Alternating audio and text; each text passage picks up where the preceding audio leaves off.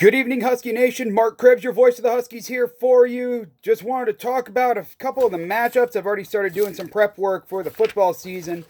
A couple of the matchups we're going to be looking at this year, especially week 0, the first game of the season at Mount Vernon Plankington. Now, the Huskies fell in their home opener last year to Mount Vernon Plankington 20-14. Riley Schmitz was big for the Huskies. He ran for 137 yards, 2 touchdowns. He also had 15 tackles to lead the team on defense. So his presence, no matter what, is going to be key on both sides of the ball all season long. Now, Schmitz also had a sack, 3 tackles for loss, and a forced fumble on defense as well. Tyler Gehring was a beast on defense as well last season in that Mount Vernon Plankington game. He had 7 tackles and a pick in that opener. So the Huskies are really going to be relying on Schmitz and Gehring and the rest of their seniors that are coming up. Huskies are going to have 11 seniors on this team. We'll go over that more in detail later on as the season gets closer. The second matchup that I wanted to take a look at based off of last year's games is going to be the game against Beersford coming up on September 25th. Now the Huskies went up to Beersford last year and they spoiled the Watchdogs' homecoming with a victory 27-26. Ethan Hammett rushed for all 4 touchdowns in the game and had a total of 163 yards to lead the Huskies on offense. Riley Schmitz actually had an off game that day. He only had 81 yards, which I believe was actually a season low for him. I'm going to have to double check that and get back to you.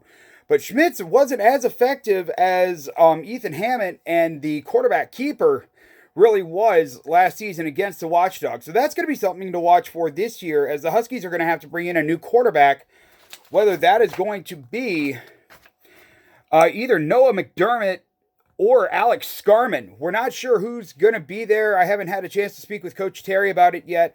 But we'll see once preseason camp gets rolling. We'll see who evolves, maybe somebody else coming in, possibly a transfer student. We're not sure what's going to happen with that. Riley Schmitz did again lead the Huskies in tackles that night with 12 and a half, and had another forced fumble for the season. So, I mean, either way, Riley Schmitz has been a beast on both sides of the football.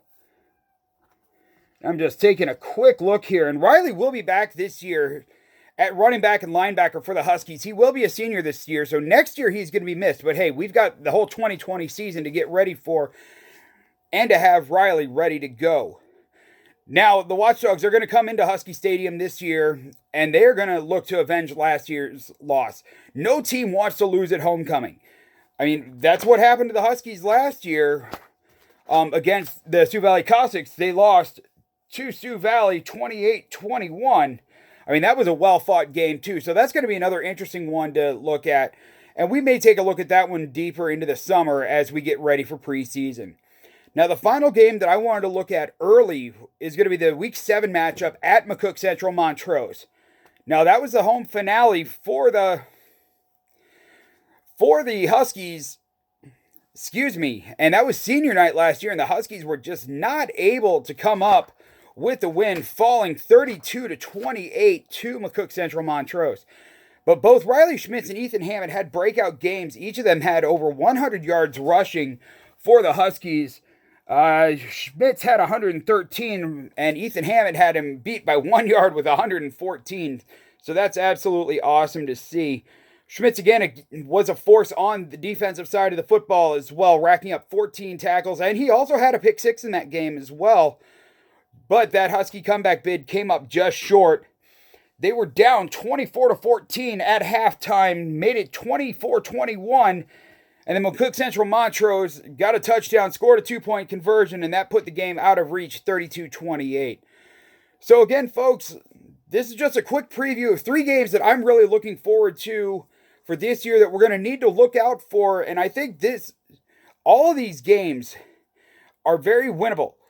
The Huskies can definitely improve on that 4-5 record from last year. They fell to St. Thomas More in the first round of the state playoffs, 23-3. So if the Huskies can put together a couple of more wins, they are going to get better seeding in the Class 11B playoffs and potentially could host a first round game. That's something that I would anticipate would be really good, especially with this core of seniors coming back this year. So, again, just 3 matchups that I think are going to be really worth looking at closer as we get closer to the beginning of the season.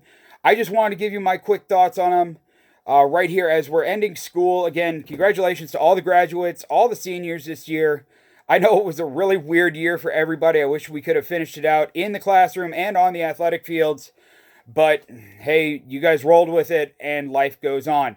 So again, I'm Mark Krebs, your voice of the Huskies all season long. We will talk to you again soon. I'm working on putting together a volleyball matchups to watch for a preview for you. We should have that up here in the next few days. So again, I'm Mark Krebs, your voice of the Huskies. Thanks for watching.